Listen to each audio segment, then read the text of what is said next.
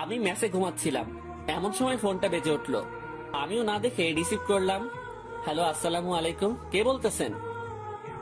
Hello অন্তর, আমি আদিপ বলতেছি। কি রে ভাই, তুই কই? ম্যাচে কেন, কি হয়েছে?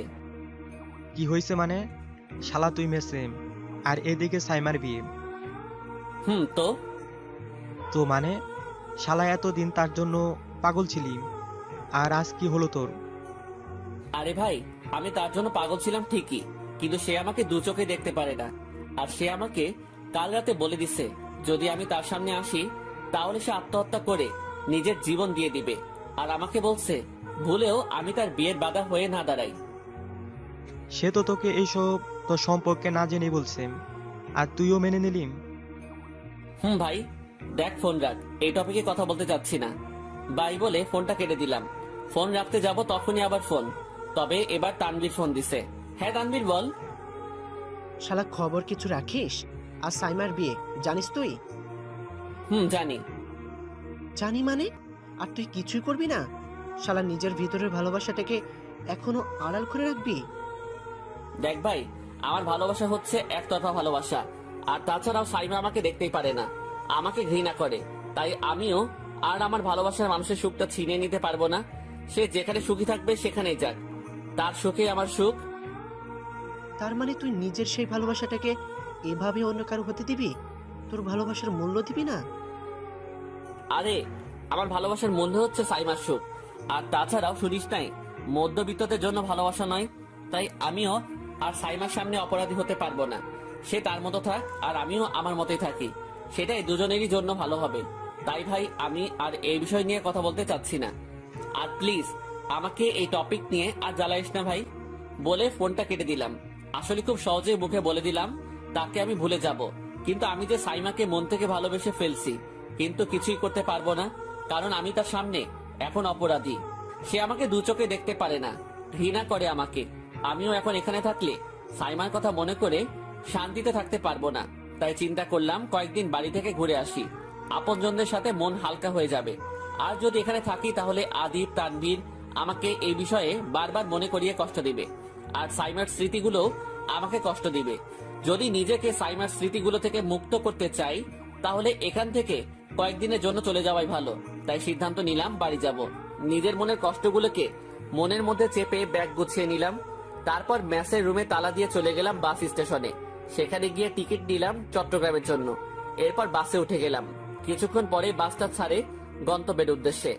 আপনারা হয়তো বুঝে গেছেন সাইমাকে, তবুও যেতে যেতে আপনাদের আমার আর সাইমার কাহিনীটা বলি।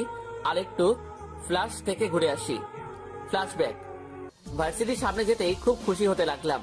আপনারা হয়তো ভাবছেন ভার্সিটি আসলাম তাই খুশি আমি।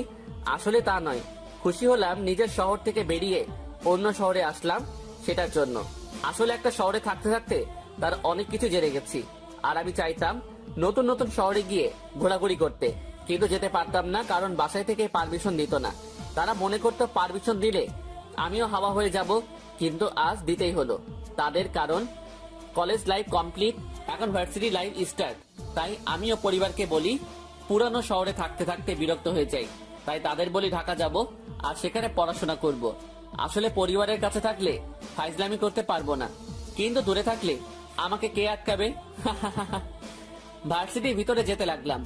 যেতে যেতে নিজের পরিচয়টা দিয়ে দেই। বরাবরের মতো আমি আপনাদের ওবায়দুর রহমান অন্তর, মধ্যবিত্ত পরিবারের ছেলে। পরিবারের আমি আব্বু, আম্মু আর তিহা মানে আমার বোন থাকি। বোন মাত্র ক্লাস 8-এ পড়ে, আর আমি মাত্র অনার্স ফার্স্ট ইয়ারে ভর্তি হলাম। আমি ভিতরে যেতে যেতেই হঠাৎ একটা ধাক্কা খেলাম, আর সাথে সাথে মাটিতে পড়ে গেলাম। সাথে যার সাথে ধাক্কা খেলাম সেও মাটিতে পড়ে গেল আর বলতে লাগে, এই কানা, দেখে চলতে পারিস না? আমি মেয়েটার দিকে তাকালাম, সে আমাকে কানা বলতেছে, অথচ সেই চশমা পরে আছে। আমি উঠেই, আমাকে কানা বলতেছেন আর আপনি চশমা পরে আছেন, এ কেমন বিচার? আপনার নিজেরই তো 4 চোখ, আবার অন্যকে কানা ডাকেন? কি? আমাকে কি বললি তুই? আমি 4 চোখ? আরে আজব, কানের কি প্রবলেম আছে নাকি আপনার? কি বললি তুই? দাঁড়া, দেখাচ্ছি। বলে আমার কলার ধরে আমার কাছে চলে আসে, তবে একটু বেশি কাছে। বাসকার পাগলি, ইতনা পাস মাত আও, কুছ কুছ হোতা হ্যায়। সাথে সাথে সে আমাকে ছেড়ে দেয় আর বলে, এই বেয়াদব বলা আমার সাথে ফ্ল্যাট করতেছিস? দাঁড়া, দেখাচ্ছি মজা। তারপর সে রিহান বলে চিৎকার দেয়। আর কিছুক্ষণ পরে একটা ছেলে মেয়েটার কাছে আসে আর বলে, কি হয়েছে নিধি, আমাকে ডাকলি কেন? ও তাহলে মেয়েটার নাম নিধি আর ছেলেটার নাম রিহান। রিহান, আমাকে ছেলেটা চার চোখ আর বয়রা বলেছে। এই ছেলে, তোর সাহস তো কম না, তুই নিধিকে চার চোখ বলছিস? আরে ভাই, আগে কথাটা শুনুন। আমি ভার্সিটিতে আসতে না আসতেই ওনার সাথে ভুলে ধাক্কা খেলাম, আর উনি কিনা আমাকে কানা বলতেছে, অথচ সেই চশমা পরে আছে। যদি আমাকে সুন্দর করে বলতো তাহলে আমি এমন কিছুই বলতাম না, কিন্তু আমাকে কানা বলছে। এখন আপনি আমার জায়গায় হলেও সেম কাজ করতেন।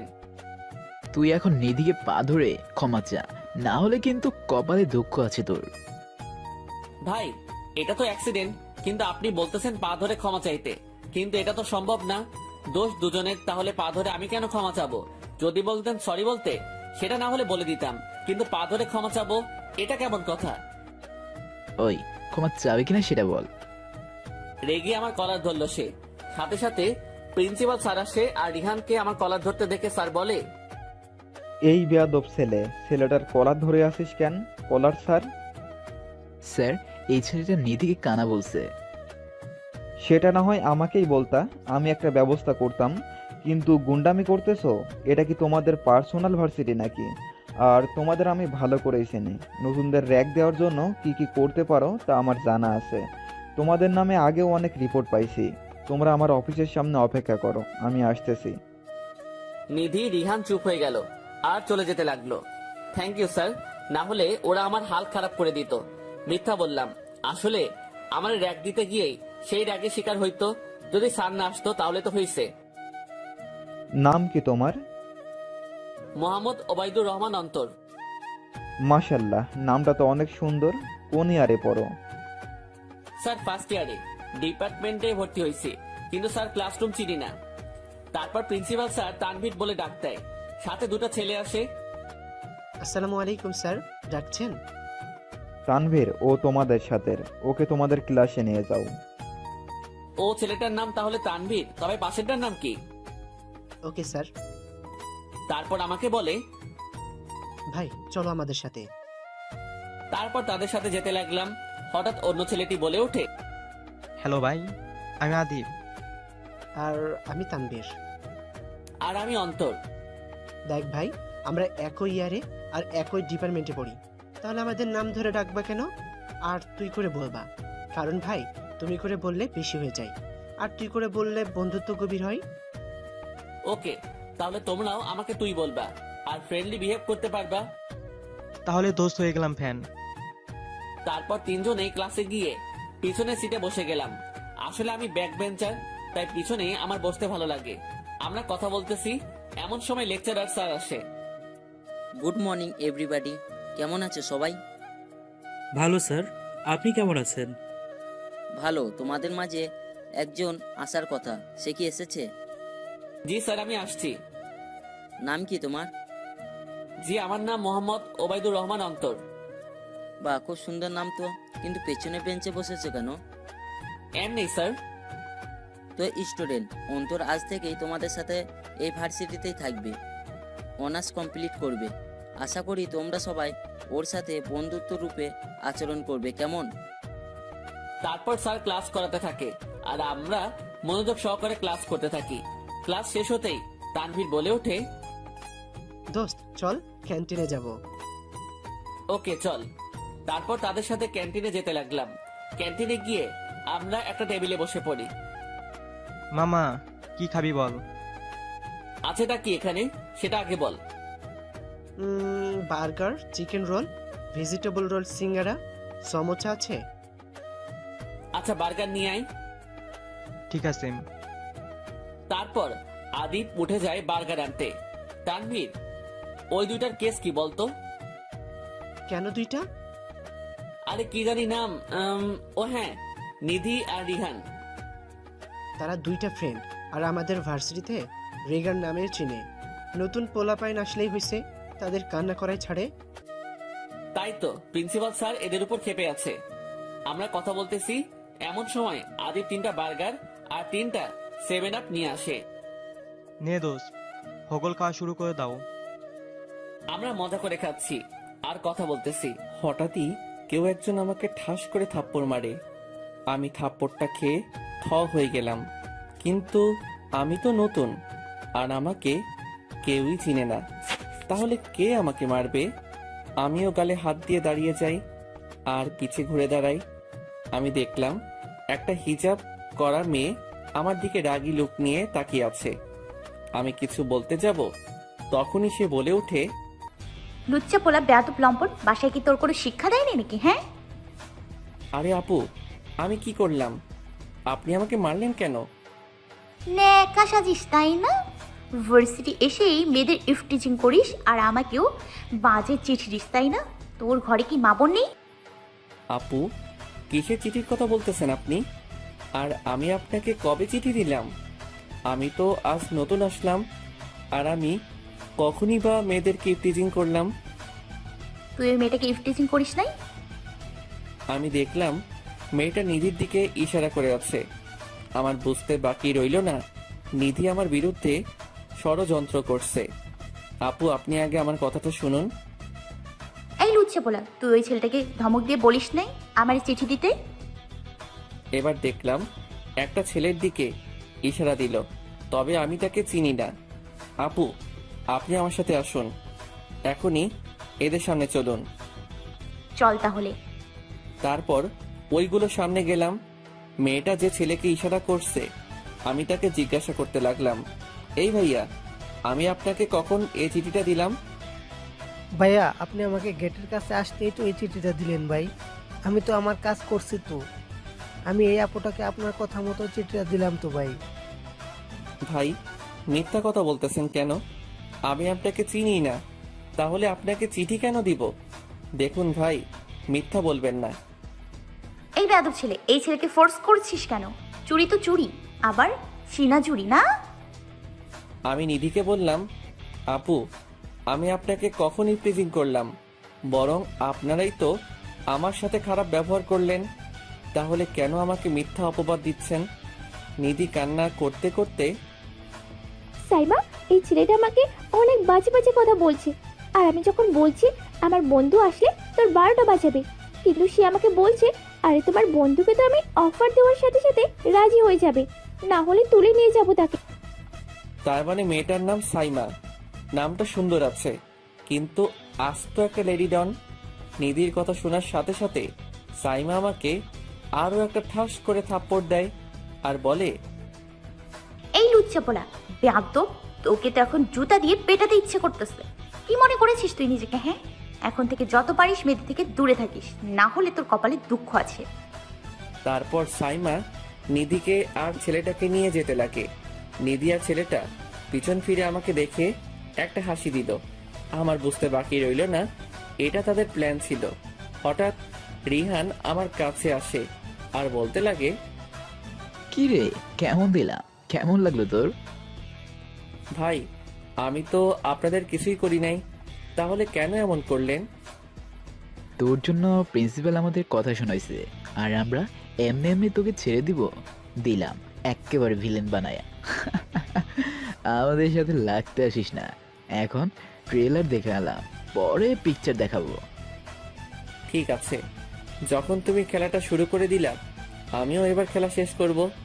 আর যাই করতা, কিন্তু একটা মেয়েকে দিয়ে আমাকে অপমান করাইলা, এবার আমিও দেখাবো এই অন্তর কি জিনিস। দেখা যাবে তুই কি করতে পারিস।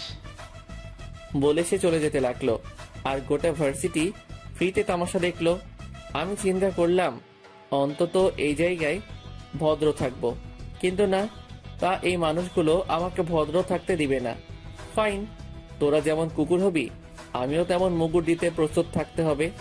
আমারও মেজাজ এখন 440 হয়ে আছে, তাই এখানে না থেকে চলে গেলাম ম্যাসে। ম্যাস আমি আগে থেকে ঠিক করে রাখছিলাম। আমি একাই একটা রুমে থাকি, আর আমার রুমটা বাড়ির সাইডেই, যার জন্য এটাতে আমি একাই থাকি। রুম পার্টনার লাগে না, বলতে গেলে আমি একাই ভাড়া দিয়ে থাকি রুমটায়। আজ মোডটা ফুল খারাপ হয়ে গেল, কিছুই করি নাই, উল্টা মিথ্যা অপরাধী হয়ে গেলাম। না, এগুলোকে এভাবে ছেড়ে দেওয়া যাবে না। এর পাল্টা জবাব দিতে হবে। আর মেয়েটা আমাকে একটা কথা বলতে দিল না, শুধু গাল বাজাইছে। মেয়েটারে কিছু একটা করতে হবে, কিন্তু আমি মেয়েদের কিছুই করতে পারবো না, কারণ মেয়েদের আমি মন থেকে রেসপেক্ট করি না ভাই। এইসব নিয়ে পরে চিন্তা করব, আগে কিছু রান্না করে নেই, না হলে দুপুরে না খেয়ে থাকতে হবে। তারপরে চলে গেলাম রান্না করতে। কোনো মতে ভাত, ডাল আর আলু ভর্তা করলাম। তবে আর যাই বলেন, এটা আমার ফেভারিট খাবার। তারপর খেয়ে নিলাম। খাওয়া শেষ করে একটা ঘুম দিলাম। বিকেলে ঘুম থেকে উঠে রুমে তালা দিয়ে চলে গেলাম বাহিরে। সকালের কাহিনীটা এখনো মাথায় তেমন আসতেছে না। যাক, ভালোই হইল। আর আমি চাইও না কোনো ঝামেলায় নিজেকে জড়াতে। থাক, তাদের কিছুই করব না। একদম শান্তশিষ্ট থাকতে হবে আমাকে। তবে আর যাই বলি, মেয়েটা কিন্তু মাশাআল্লাহ দেখার মতো। কিন্তু আমি দোষ ছাড়াই মেয়েটার কাছে এখন খারাপ হয়ে গেলাম। এখন তো কথাও বলতে পারবো না, না হলে তো তাকে খুব সহজে পটিয়ে ফেলা যেত। না, এটারই পটাবো আমি। হাঁটতে হাঁটতে একটা টঙের দোকানে চলে আসলাম। তাই চিন্তা করলাম এক কাপ রং চা খাওয়াই যায়। আমি দোকানের বেঞ্চে বসে পড়ি আর বলি, চাচা এক কাপ রং চা দেন তো। আচ্ছা, দিচ্ছি। চাচা চা বানাচ্ছে আর আমিও বসে বসে আশেপাশের দৃশ্য উপভোগ করতে লাগলাম। এই নেন আপনার চা। আমি চাচার থেকে চা নিয়ে চাতে চুমুক দিতে লাগলাম আর আশেপাশের দৃশ্য উপভোগ করতে লাগলাম। চা শেষ করে চাচাকে চায়ের বিল দিয়ে বলে গেলাম আবার হাঁটতে। হাঁটতে হাঁটতে মাগরিবের আজান দিয়ে দিল। তাই আমিও চলে গেলাম মসজিদে নামাজ পড়ার জন্য। নামাজ পড়ে চলে গেলাম মেসে। এরপর সেখান থেকে হালকা পাতলা নাস্তা করে নেই আর পড়তে বসি।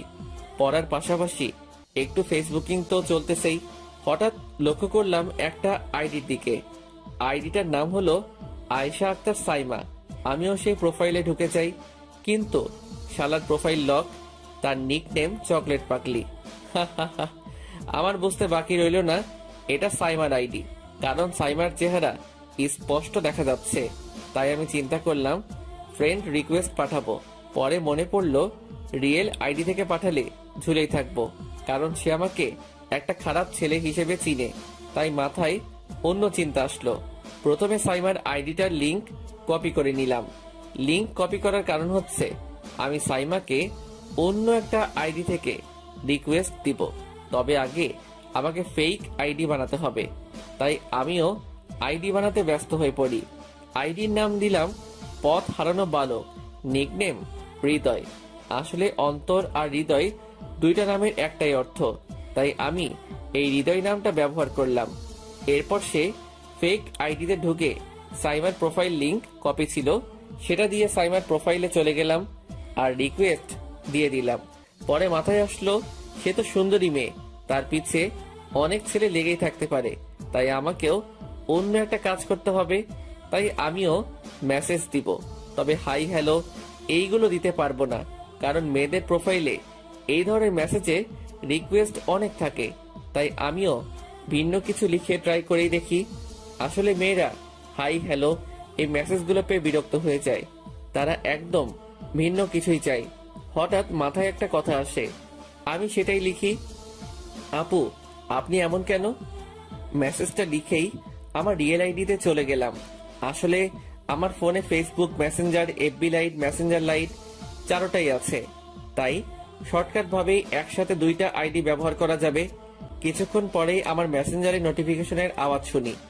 আমি দেখে থ হয়ে গেলাম, কারণ সাইমা আমার মেসেজে রিপ্লাই দিছে।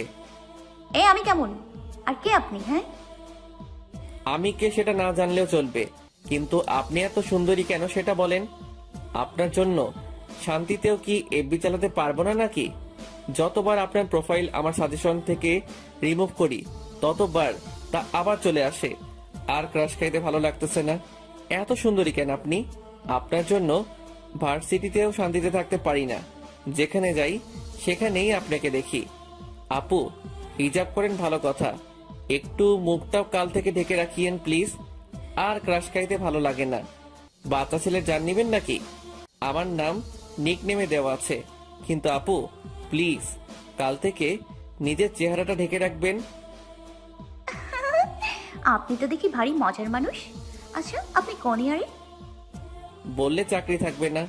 আচ্ছা, আমি নেট অফ করতেছি, আমার পড়া আছে, ভালো থাকবেন বলে নেট বন্ধ করে দিলাম।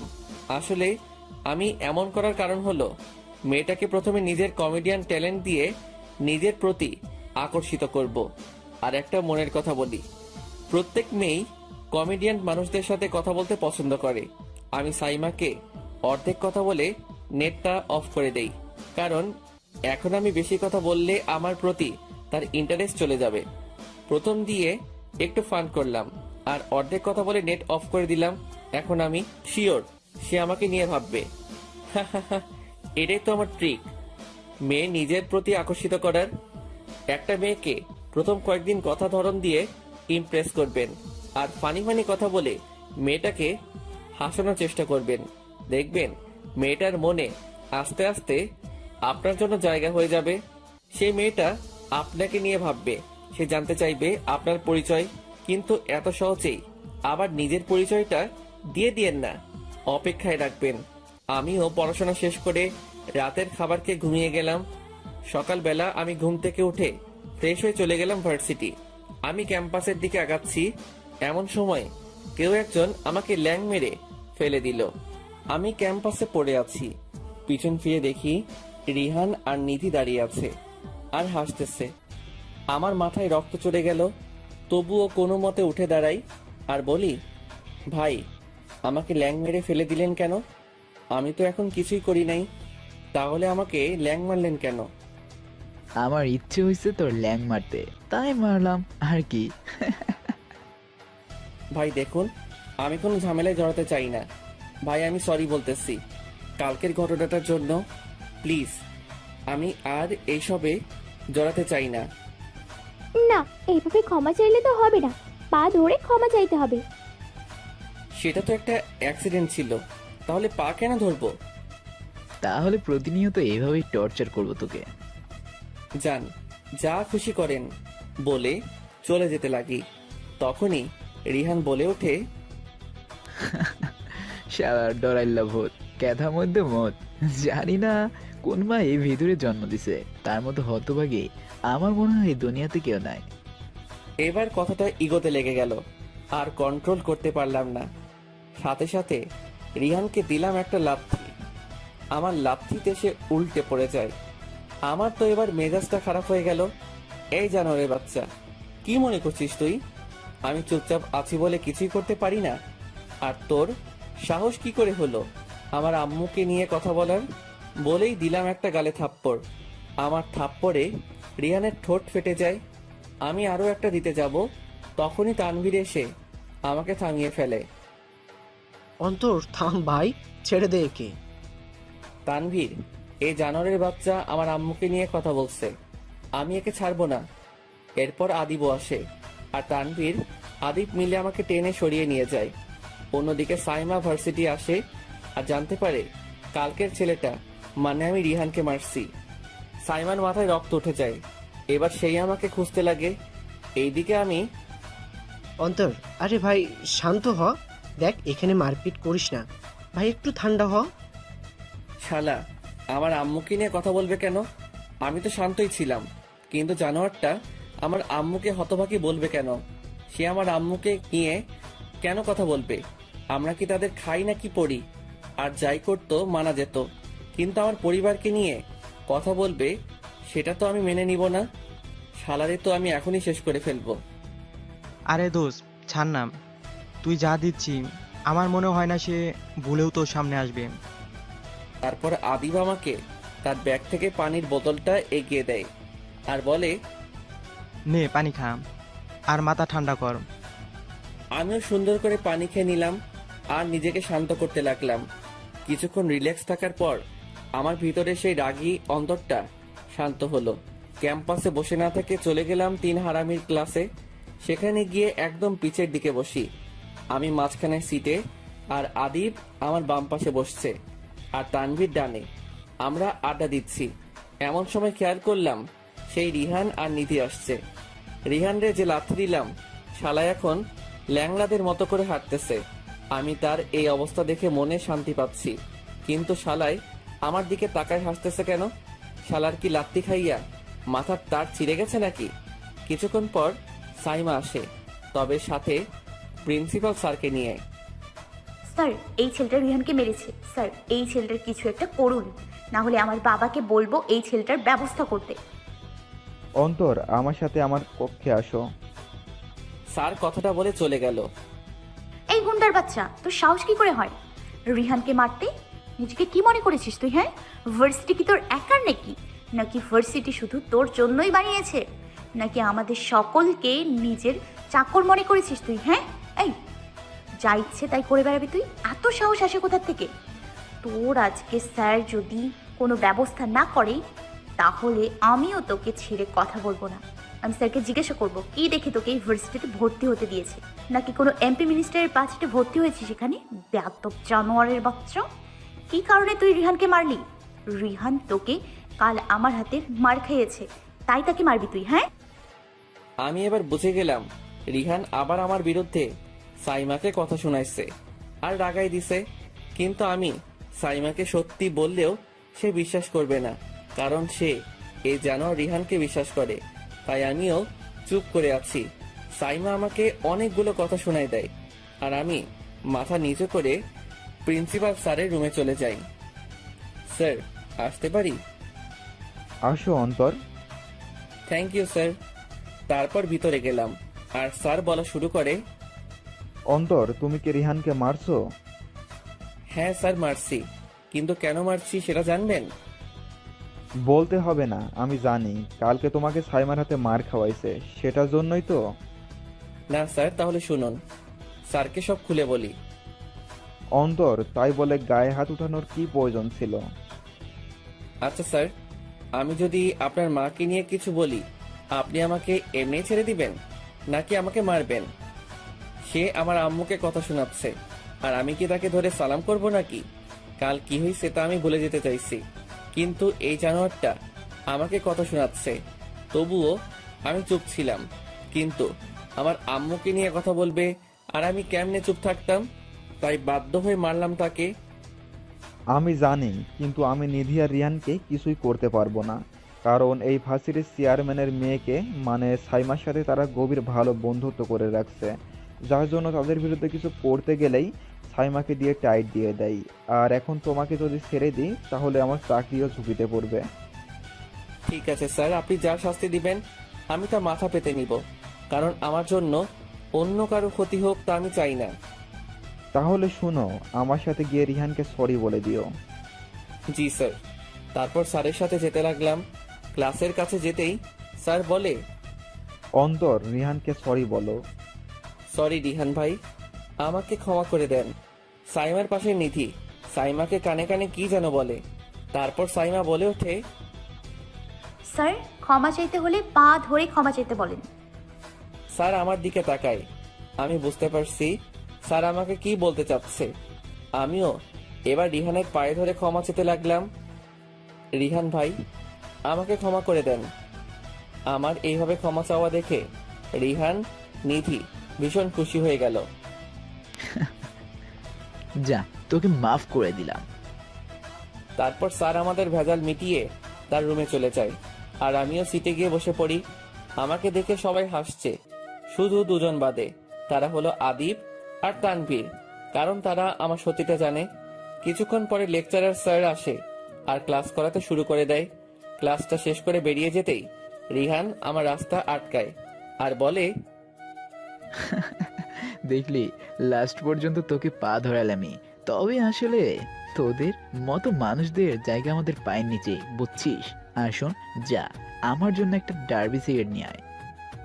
আমি পারবো না ভাই, আমি সিগারেট পছন্দ করি না। ওই মুখের উপর কথা বলিস তাই না? সাইমাকে ডাকবো? না না, আমি আনতেছি। তারপর চলে গেলাম তার জন্য সিগারেট আনতে। আসলে আমি এখন কিছুই করতে পারবো না, কারণ কিছু করলেই রিহান সাইমাকে উল্টাপাল্টা বোঝাবে আর সাইমাও প্রিন্সিপাল স্যারের কাছে যাবে আমার ব্যবস্থা করতে। যদি স্যার আমার বিরুদ্ধে অ্যাকশন না নেয় তাহলে স্যারের চাকরি ভোগে, আর আমি চাই না আমার জন্য কারো কোনো প্রকারের ক্ষতি হোক। আমি টঙের দোকান থেকে একটা ডার্বি সিগারেট নেই আর ক্যাম্পাসের দিকে যেতে লাগি। আমি রিহানের কাছে যাচ্ছি হঠাৎই কেউ একজন আমার কলার ধরে ফেলে আর আমাকে ঘুরিয়ে কষে ঠাস করে থাপ্পড় মারে। আমি দেখলাম সে আর কেউ না, সাইমাই। কিন্তু এবার তো কোনো অপরাধ করলাম না, তাহলে মারলো কেন? আপু, আপনি আমাকে মারলেন কেন? এই বেয়াদব, এই ভার্সিটি কি তোর একার নাকি? এখানে সিগারেট খাওয়া নিষেধ, জানিস না? আরে এটা আমার জন্য না, রিয়ান ভাই বলছে এটা নিতে তার জন্য। সাইমার সাথে সাথে আরো একটা কষে থাপ্পড় মারে আমাকে। কি বললি? রিহান সিগারেট খায়?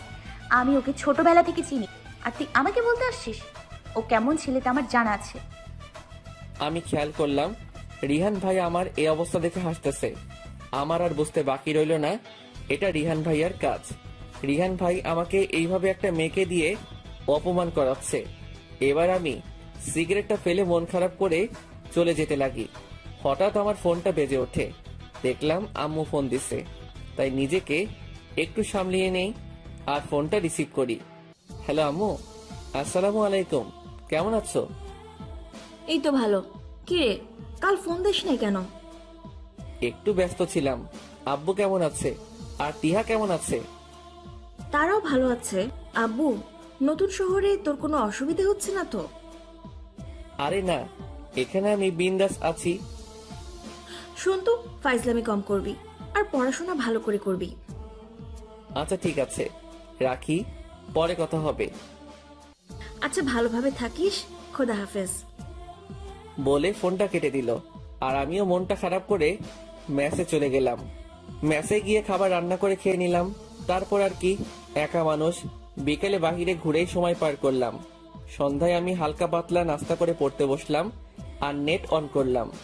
দেখলাম আদি বা তানভীর ফ্রেন্ড রিকোয়েস্ট পাঠাইছে। আমিও অ্যাকসেপ্ট করে নিলাম। কিছুক্ষণ পরে তানভীর নক দিল। কি রে হারামি, কি করিস? পড়তেছি। তুই কি করিস? নাস্তা করছিস? হ্যাঁ করছি। মন খারাপ তোর? সেটা কেন? তা তুই ভালো করে জানিস।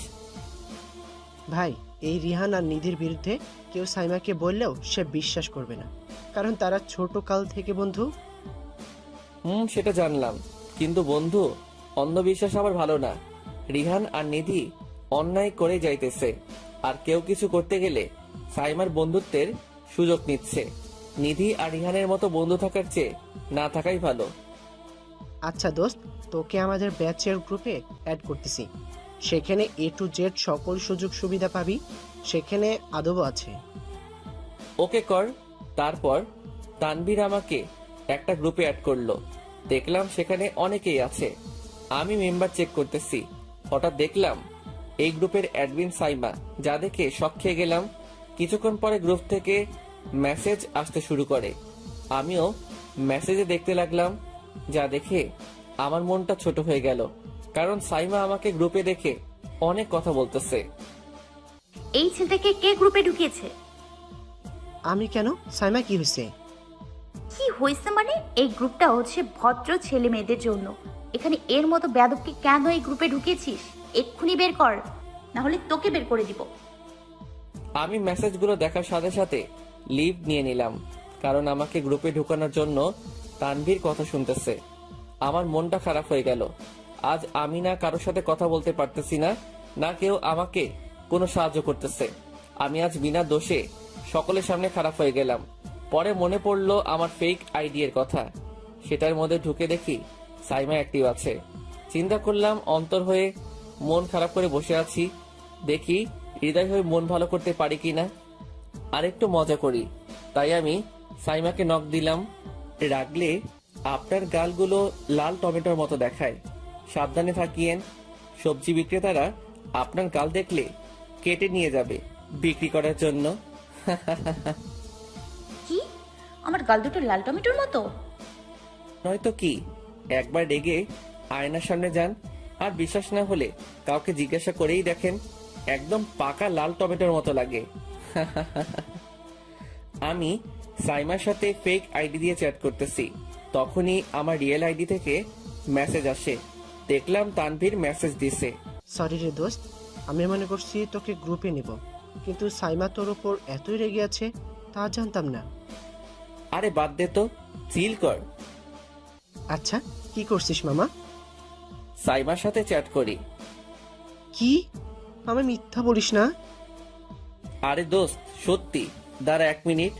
তারপর সাইমার সাথে যা চ্যাট করছি সেটার স্ক্রিনশট দিলাম। শালা বাটপার, যে মেয়ে তোকে দেখতে পারে না কিভাবে তার সাথে চ্যাট করতেছিস তুই? ফেক আইডি দিয়ে। তারপর তারে সব বললাম। মামা তুই লিজেন্ড। ওই শালা, এখন চ্যাট বন্ধ কর। তোর ভাবি আমারে কি পাঠাইছে দেখি। যা শালা, সাইমার 5-8 বাই। তারপর দেখলাম সাইমা আমাকে মেসেজ পাঠাইছে। এই, তুমি তো আস্ত একটা ফাজিল। যাক, অবশেষে কেউ তো আমাকে চিনলো। সরি, পরে অটোগ্রাফ দিব কেমন? আচ্ছা, কোন ইয়ারে তুমি? আর কোন ডিপার্টমেন্ট? বললে চাকরি থাকবে না। আচ্ছা, আমার পড়া আছে, আমি যাই। কাল আবার নক দিব। আচ্ছা, তার আগে তোমার একটা ছবি দাও। ছি আপু, মেয়ে হয়ে ছেলে থেকে ছবি চাচ্ছেন? আজ প্রমাণ করে দিলেন মেয়েরাও ছেলেদের থেকে ছবি চায়। আরে কেন জানি তোমাকে দেখতে ইচ্ছে করলো, এই ফাজিলটার সম্পর্কে জানতে ইচ্ছে করতেছে, তাই ছবি চাইলাম।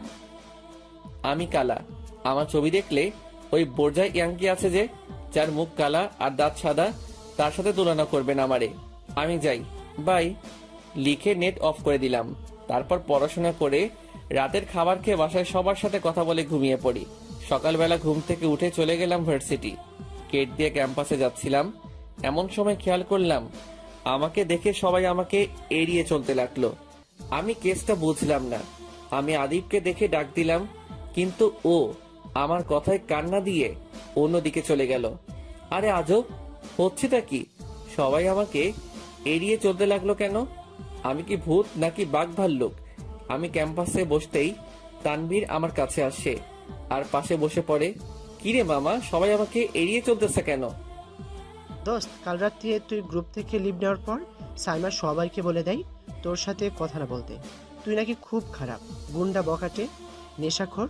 তোর সাথে যারা থাকবে তাদের ফিউচার নষ্ট হয়ে যাবে, আর যারা তোর সাথে বন্ধুত্ব রাখবে তাদেরকে সাইমা গ্রুপ থেকে বের করে দেবে। আর ভার্সিটিতে কোনো প্রকারের হেল্প লাগলে হেল্প করবে না। তাহলে তুই কেন আমার সাথে আছিস? তুইও আমাকে এড়িয়ে চলতে পারিস তো, না হলে তুইও সবার চোখে খারাপ হবি। ভার্সিটিতে কোনো সুযোগ সুবিধা পাবি না। আমার কোনো সুযোগ সুবিধা লাগবে না, কারণ আমি আমার বন্ধুকে চাই। হ্যাঁ, বলতে পারিস 2 দিনের বন্ধুর এত দাম কেন দিচ্ছি। আসলে এই 2 দিনে তোকে অনেকটুকু চিনলাম মামা। আর তাছাড়া আমি এটাও জানি যে এই রিহান তোকে সবার সামনে খারাপ বানাইছে, তাই সবাই তোকে এড়িয়ে চললেও এই তানভীর তোকে একা ছাড়বে না। তানভীর আমাকে এতটাই বুঝবে তা আমি জানতামই না। সাথে সাথে তানভীরকে জড়িয়ে ধরলাম। থ্যাঙ্কস দোস্ত, আমাকে বোঝার জন্য। ওয়েলকাম। এখন চল, ক্লাসে যাব। আচ্ছা চল। তারপর আমরা ক্লাসের দিকে যেতে লাগি। ক্লাসের সামনে যেতেই রিহান আমার পথ আটকায়। ভাই, আপনার সমস্যাটা কি বলেন তো?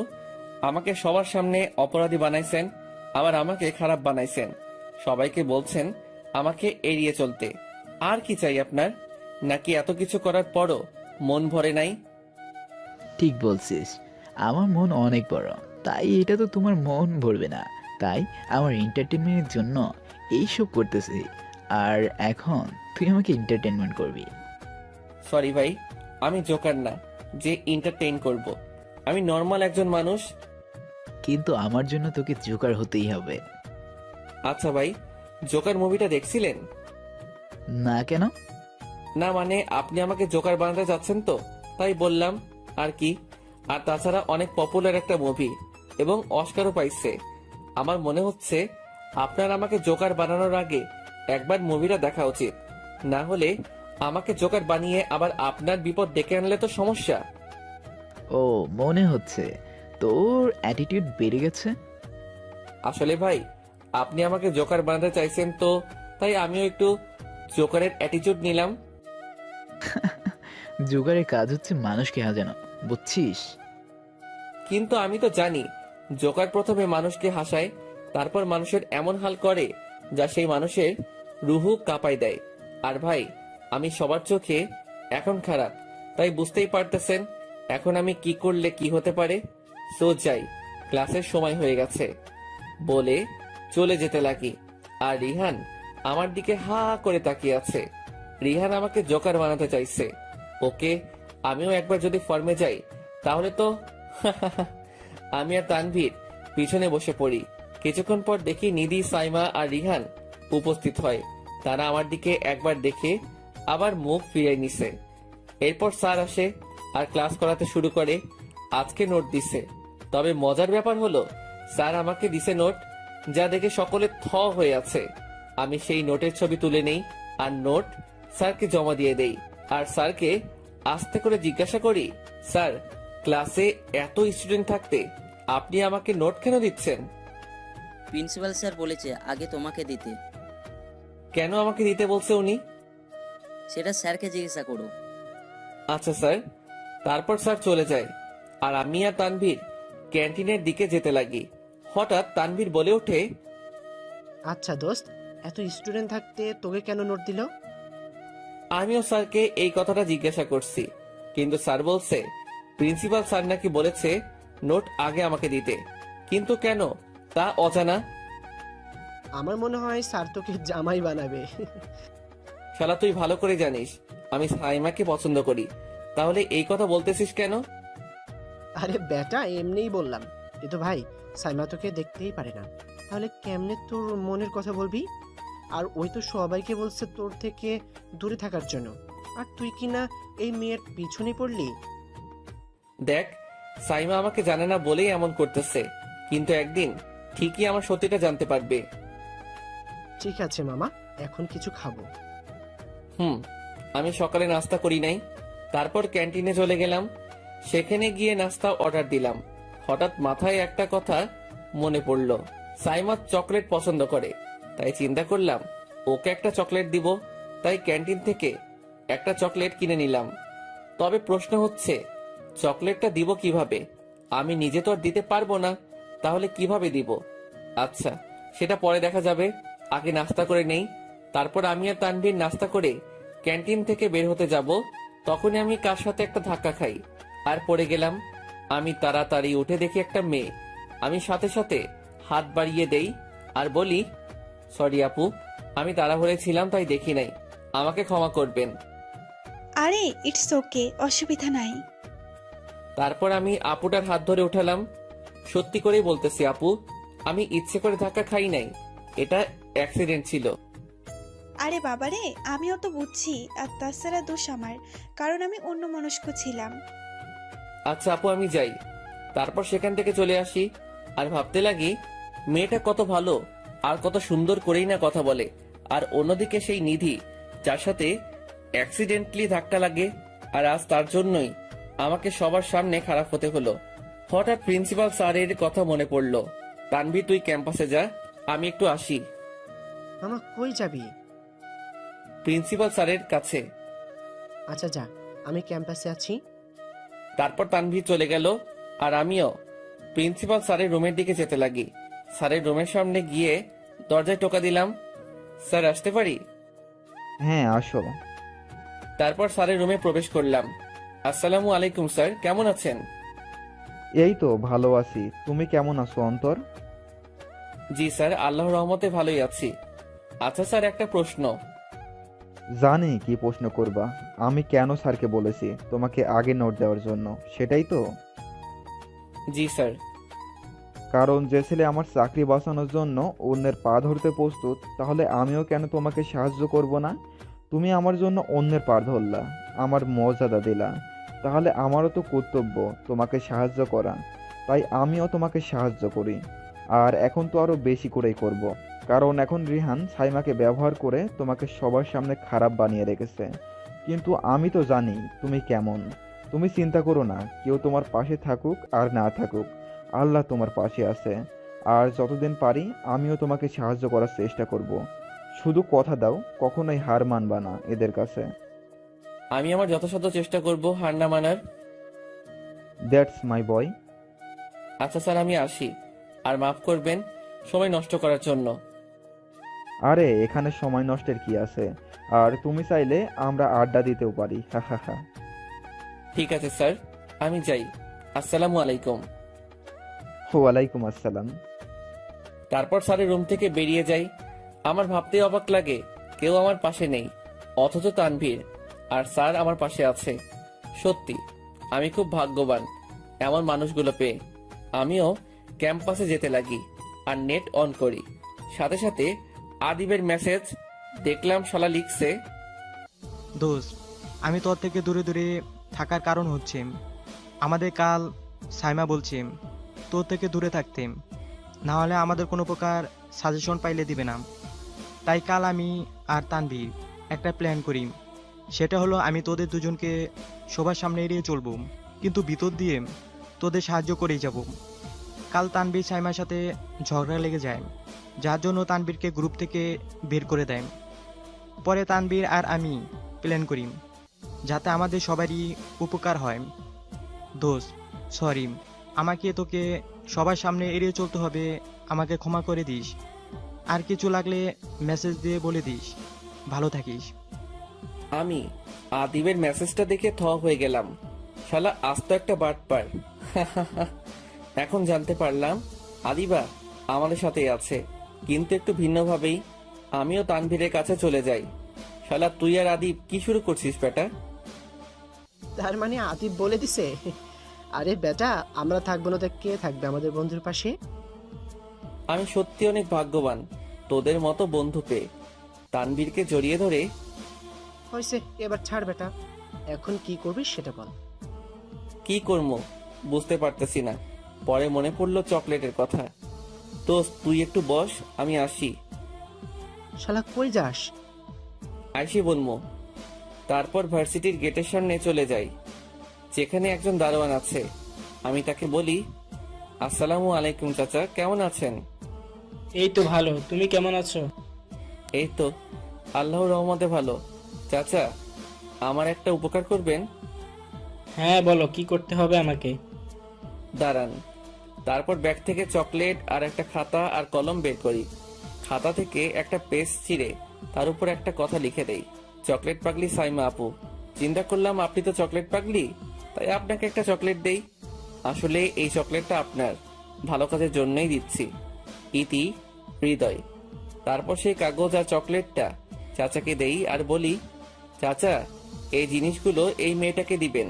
ফোনে ছবি দেখিয়ে বললাম। আচ্ছা ঠিক আছে। আচ্ছা চাচা, আমি যাই, ভালো থাকবেন আর আমার কাজটা করবেন। তারপর চলে যেতে লাগি। আপনারা হয়তো ভাবছেন কিসের জন্য আমি সাইমাকে চকলেট দিলাম। আসলে আমাকে অপমান করলো।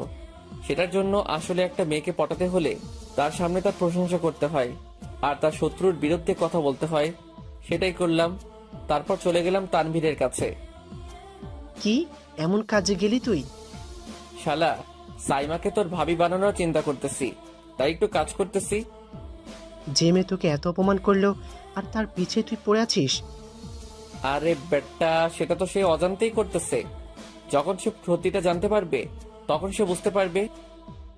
শালা, যা ভালো লাগে তুই কর। তারপর তানভীরের থেকে বিদায় নিয়ে চলে গেলাম মেসে। অন্যদিকে সাইমা গেট দিয়ে বের হতে যাবে, তখনই দারোয়ান তাকে থামায় আর বলতে লাগে, আপামনি, আপনাকে একটা ছেলে কিছু জিনিস দিতে বলেছে। কে আবার আমাকে কি দেবে? তারপর দারোয়ান সাইমাকে সেই চকলেট আর চিঠিটা দেয়। সাইমা চিঠি খুলে দেখে, সেই চিঠিটা পড়ে একটা মুচকি হাসি দেয় আর বলে, আজব তো, কে হৃদয় আমার সাথে পাকনা পাকনা কথা বলছে, আজ আবার চকলেট দিল না? একটু তো খোঁজ নিতেই হয় এই হৃদয়ের ব্যাপারে। তারপর সাইমা চলে যায়। অন্যদিকে শালার রান্না করতে করতে জীবন চাইবো আমার। কবে যে এই সাইমাটা পড়বে আর কবে যে তারে বউ বানিয়ে তার হাতে রান্না খামো। যা রান্না করলাম তাই খেয়ে নিই। এখন তো আর সে এসে রান্না করে খাওয়াবো না।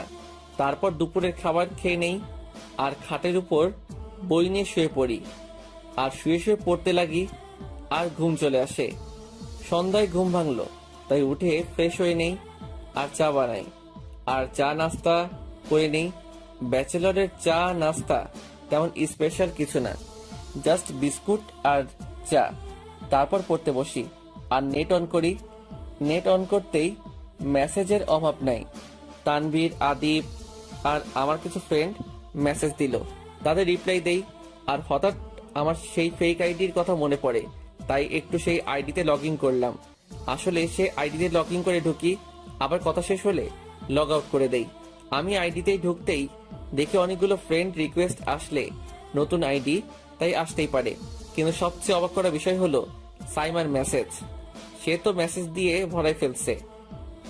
এই যে মিস্টার হৃদয়, তুমি কি করে জানলে চকলেট আমার পছন্দ? এই যে নিজেকে আড়াল করে কি বোঝাতে চাচ্ছেন? আমার তো মনে হয় আপনি একটা জঙ্গি, যার কারণে নিজেকে আড়াল করে রেখেছেন যাতে বাঁচতে পারেন। আর না হলে আপনি আমার খুব কাছের একজন। আপনি কে বলবেন? আপনি কে? নাকি আমাকে কিছু করতে হবে? এই আমি কিন্তু সিআইডি লাগাবো আপনার পেছনে। সুন্দর করে পরিচয়টা দাও, নাকি তোমার আইডি হ্যাক করতে হবে? সুন্দর করে নিজের পরিচয়টা ভালোই দিয়ে দাও। আমি মেসেজগুলো দেখে হাসবো না কাঁদবো বুঝতে পারতেছি না। সামান্য একটা চকলেটই তো দিছি, এতেই এসব করতেছে। থাক, আমিও একটু মজা করি। তারপর আমি রিপ্লাই দিলাম, হ্যাকারকে বলেন তার আইডি হ্যাক করবেন, তাই না? আমি চাইলে আপনারা চাঁদে পাঠিয়ে দিতে পারবো, কিন্তু আমার মন অনেক বড়, যার কারণে আপনাকে ছেড়ে দিলাম। অন্য কেউ হলে তার মাথার চুল আস্ত রাখতাম না। এর কিছুক্ষণ পরেই সে রিপ্লাই দিল, আচ্ছা তাই নাকি? আর বেশি কথা বলিয়েন না, না হলে আপনাকে দিয়ে ট্রল বানাবো আর সেটা ভাইরাল করে দিব। কি ট্রোল বানাবা শুনি? আপনার ছবিতে ক্যাপশন দিব, সবজিওয়ালারা আপনাদের টমেটো লাগলে এই আপুকে রাখবেন, আর দেখবেন তার গাল টমেটোর মতো লাল হয়ে গেছে। সেই গালটা কেটে আপনারা যদি বিক্রি করেন, তাহলে আপনারা একদিনেই কোটিপতি হতে পারবেন। এই তা না হলে আরো একটা ট্রল বানাতে পারবো। আপনার ছবি দিয়ে লিখে দিব, সবজিওয়ালা থেকে সাবধান। হা হা হা হা হা। ফাজিল একটা। এই মিয়া, কি কইলেন? আমি ফাজিল? মিয়া বলতে পারতেন না তুমি লিজেন্ডারি ফাজিল? সেটা আমাকে বেশি স্যুট করে।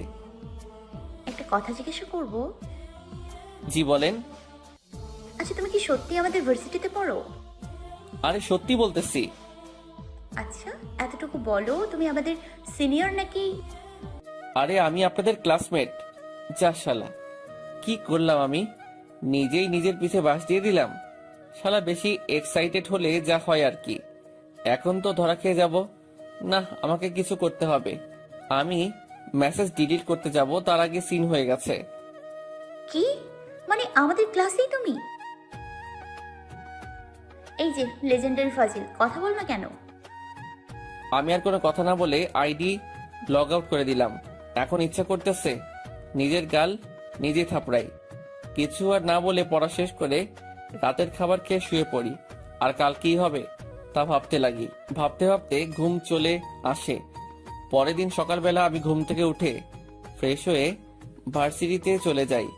সবাই আমাকে অ্যাভয়েড করতেছে, আমিও তাদের না দেখার ভান করে ক্যাম্পাসে চলে যাই আর আড্ডার জায়গায় চলে যাই। হঠাৎ একটা মেয়ে আমার সামনে এসে দাঁড়ায়। আমি প্রায় ভয় পেয়ে গেলাম, কারণ মনে করছি এটা সাইমা, কিন্তু না, এটা অন্য কেউ।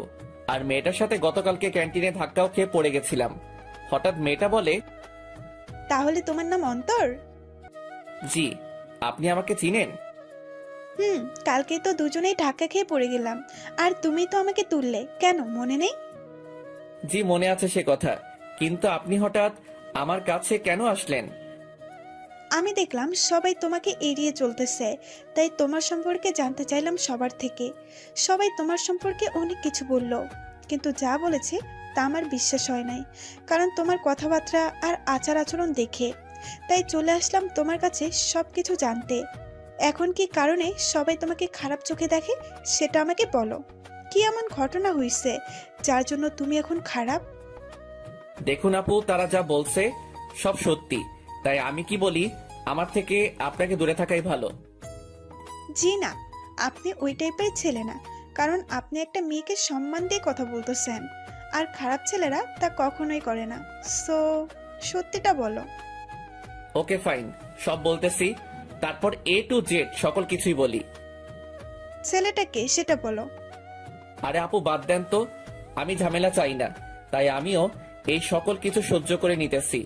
শুধু শুধু ঝামেলা করে কি লাভ, তাই আমিও এদের কিছু বলি না। কিন্তু তারা তো তোমাকে এইভাবে অপমান করে যাচ্ছে, আর তুমি কেন কিছুই বলতেছো না? আপু আমি এখন কিছু করলে প্রিন্সিপাল স্যারের উপর প্রেসার যাবে, যার জন্য তাকে আমার বিরুদ্ধে কঠিন কিছু করতে হবে। আর যদি স্যার আমার বিরুদ্ধে অ্যাকশন না নেয়, তাহলে স্যারের চাকরি যাবে আর আমি চাই না আমার জন্য কারো কোনো ক্ষতি হোক। মানতে হবে তোমার চিন্তা ভাবনা অনেক গভীর আর সুন্দর। তুমি অন্যদের জন্য চিন্তা করো, যা আজকালকার ছেলে মেয়েদের মধ্যে বিন্দু মাত্র নেই। আপু, আপনি কেন আমার সম্পর্কে এত কিছু জানতে চাইছেন? সত্যি করে বলুন তো। কারণ একটা ছেলে যার ব্যবহার অনেক ভালো, কিন্তু সবাই তাকে খারাপ বলতেছে, তাই তোমার সম্পর্কে কিছু তথ্য বের করতে চাইছিলাম, সেটার জন্যই। আর তুমি জানো তোমাকে কেন ভালো বলতেছে? কেন আপু? কারণ সে অন্য ছেলেদের মতো মেয়েদের দিকে তাকায় না, আর সবচেয়ে মজার ব্যাপার, সে তার ক্লাসমেটকেই আপু বলতেছে। মানে আপনি আমার ক্লাসমেট? হাই, আমি তোহা। হ্যালো আপু, আমি অন্তর। আচ্ছা, মেয়েদের থেকে কি তোমার অ্যালার্জি আছে নাকি? আরে না, আমি সারাক্ষণ তানভীর আর আদিবকে নিয়ে ব্যস্ত থাকি, যে তাই অন্যদিকে চোখ দেই না। বন্ধু পাইলে বাকি দুনিয়ায় কি হয় তা মনে থাকেও না। আচ্ছা, আমিও কি তোমার বন্ধু হতে পারি? আপু, অলরেডি সবাই আমাকে খারাপ ছেলে হিসেবে চিনে, যার জন্য আমার সাথে বন্ধুত্ব করলে আপনার সম্মানহানি হবে। তাই বলি কি, আমার থেকে দূরেই থাকুন। ওই, কে কি বলবে তা আমার জানার প্রয়োজন নেই। আর আমি কি লোকের দেওয়া খাবার খাই নাকি? আমার ইচ্ছে হয়েছে, আমি যার সাথে ইচ্ছা তার সাথে বন্ধুত্ব করব। এখন এটা বলো, বন্ধু বানাবা কিনা? যদি না বানাই তাহলে? বেশি কিছু না, শুধু নাকটা ফাটাই দিব, বাস। না না, আমি কেন, আমার বাপেও আপনারে বন্ধু বানাইবো? বলা তো যায় না, যদি সত্যি নাক ফাটাই দেয়।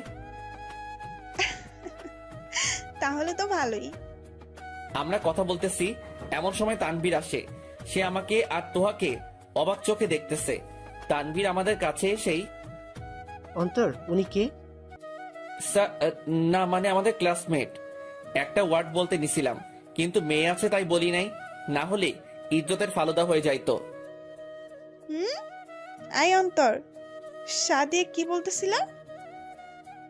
সাদিয়ে, শান্ত পোলা বলতে নিছিলাম আর কি। ও, তারপর তানভীর তোহাকে বলে, আপু, আপনি যে এর সাথে কথা বলছেন, আপনাকে তো সবাই খারাপ মনে করবে, কারণ অন্তরকে সবাই খারাপ হিসেবে চেনে। তাই আমি বলি কি, আপনি আমাদের থেকে দূরে থাকুন, না হলে আপনাকেও সবাই খারাপ ভাববে। আর সাইমা তো ডিরেক্ট বলেই দিবে, যে অন্তরের সাথে কথা বলবে তাকে ভার্সিটির সকল সুযোগ সুবিধা থেকে বঞ্চিত করবে। তাদের সুযোগ সুবিধা তাদের মোবারক লাগবে না। আর কে বলছে অন্তর খারাপ? আর যদি খারাপও হয়, তাহলে আমি এর সাথে কথা বলবো। অনেক কষ্ট করে বন্ধু হলাম, এখন দেখবো কে আমাদের বন্ধুত্ব ভাঙে। যদি আমি ভাঙ্গি দিই তাহলে? তাহলে তুই আর তুই থাকবি না, ঘুষি মেরে তোর নাক ফাটাই দিব। এই, তোর নাকটা তো সুন্দর। বলে দিল নাক ধরে টান। তোহা, আমার নাক ছাড়, ব্যথা পাইতেছে তো। আরে, তোর নাকটা টানতে হেভি মজা। তারপর আমার নাক ছেড়ে দেয়, আর তানভীর শালা আমার অবস্থা দেখে হাসতেছে। এই শোন, আরো একবার তোর নাকটা টানতে দিবি? না, বলে দিলাম দৌড়। নাক টেনে আমার নাক লম্বা বানাই ফেলছে। আমার আর পাইকে যে দৌড় দিলাম, এক দৌড়ে ডাইরেক্ট ভার্সিটির গেটের সামনে। আমি দৌড়াচ্ছি, এমন সময় আমি উষ্টাকে পড়ে গেলাম। ফাঁকা জায়গায় উষ্টাকে পড়লাম। কিভাবে তা দেখার জন্য আমি পড়ে থাকা অবস্থায় পিছে তাকালাম, আর দেখলাম রিহান আমার পড়ে থাকা অবস্থা দেখে হাসতেছে। হঠাৎ রিহান বলে ওঠে, ওলে বাবালে, ছোট বাবুটা পড়ে গেছে। ভাই, আপনার সমস্যাটা কি বলেন তো? আমার সাথে এমন করে আপনি কি পান? আমি খেয়াল করলাম আমার হাতের মধ্যে ব্যথা অনুভব করতেছি। পরে দেখালাম ক্যাম্পাসের পাকা করা মেঝেতে পড়ে আমার ডান হাতের কিছু অংশ ছিঁড়ে গেছে, যা থেকে রক্ত বের হচ্ছে। ওলে বাবালে, বাবুর হাত কেটে গেছে। রিহান ভাই, প্রথমত আমাকে ল্যাং মেরে ফেলে দিলেন, আবার হাত থেকে রক্ত বের হচ্ছে, সেটা নিয়েও মজা করছেন আপনি। আচ্ছা, আমি আপনার কি এমন ক্ষতি করলাম যার জন্য আমাকে এমন করছেন? তুই আমার র্যাগিং এর রেকর্ড ভাঙছিস। যখন কোনো নতুন স্টুডেন্ট আসে তাকে আমি র্যাগিং দেই, কেউ আজ পর্যন্ত আমার র্যাগের থেকে বাঁচতে পারে নাই, কিন্তু তুই শুধু আমার হাত থেকে বেঁচে গেছিস। আর সবচেয়ে কষ্টের কথা, এখন আমাদের যাদের সাথে বাজি ধরে তোকে র্যাগ দিতে চাইছিলাম, তাদের কাছে এখন আমি ইনসাল্টেড হই, যা তোর জন্য। তাই আমিও তোকে প্রতিনিয়ত এভাবে কষ্ট দিয়ে যাব। রিহান ভাই, আমি আপনাকে ভাই বলে সম্মান করি, কিন্তু আজ থেকে সেই সম্মানটুকু হারালেন। একদিন আপনাকে আপনার এই কাজগুলোর জন্য শাস্তি ভোগ করতে হবে। দেখিয়েন, আপনি হচ্ছেন পরজীবী, যে অন্যের উপর পরনির্ভরশীল।